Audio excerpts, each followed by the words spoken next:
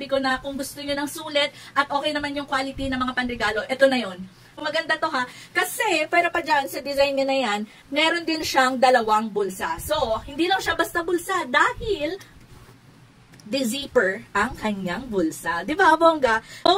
Both left and right pockets nga ay de-zipper. So, maganda kung halimbawa kayo ay, kunyari, aalis kayo or may lalagay kayong pera or something na importante na baka mahulog, di ba? Usually, yan mga ano. So, maganda kasi meron siyang zipper. So, makuklose talaga siya. And, sobrang stretchy niya naman. O, diba? So, again, ito yung color brown nila. Hindi ko na iisa-isahin yung mga zipper ng mga ibang colors, ha. Ipapakita ko na yung ibang kulay nga kasi lahat naman sila ay de-zipper, kaliwat kanan. So, dalawa yung meron tayo niyan na brown. Meron ding khaki. Khaki or beige. Ganyan. Meron din silang ganito.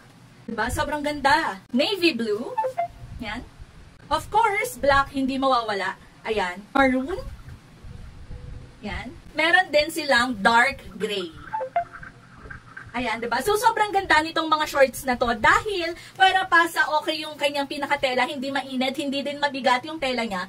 Tapos, meron pa siyang pockets, dalawa, kaliwat kanan na de-zipper. At, pwera pa doon, ito ay buy one, take three. So, parang 4 pieces na. 4 pieces na yung mabibili nyo. At alam nyo ba, na ito ay only 300 pesos. Below 300 ko nga siya nabili kasi naka-sale.